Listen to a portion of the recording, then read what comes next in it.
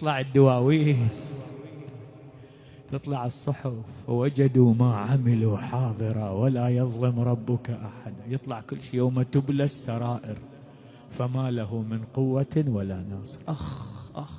أخ كل شيء طلع. المشي الصحيح طلع والمشي الغلط، الحكاية الصح طلعت، كل شيء يطلع. ولذلك اسمه يوم الحساب، ولذلك اسمه يوم الكتب، ولذلك الله عز وجل سوى له مقدمات. إذا الشمس كورت، هي مقدمات مهلكة. هذا البحر الداير ما دايرك، هذا 3/4 الكرة الأرضية 70% ماي. القرآن يقول وإذا البحار، شنو وإذا البحار سجرت، الماء يصير تنور، هذا الماء يصير نار. مقدمات يوم القيامة. ولذلك ذني ليش جابهن الله؟ تنبيه.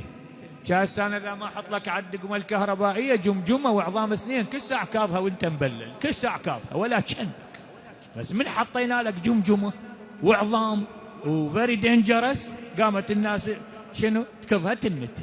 ولا الناس لو ما هاي العلامه والخطر وغيرها، لا يسويها ضريح الدقمه الكهربائيه ويبوس بها ويشبك بها.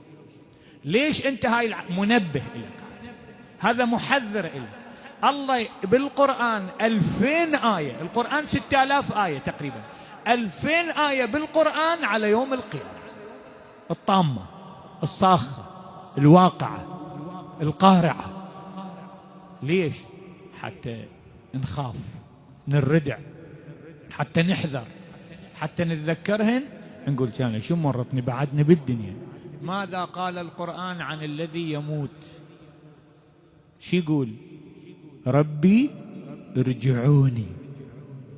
ليش ربي ارجعوني؟ أصير محافظ، أصير وزير، أصير عضو برلمان، أصير كبير عشيرة، أصير معمم والناس تعرفني، أصير شو يصير؟ ربي ارجعوني ليش؟ لعلي أعمل صالحا.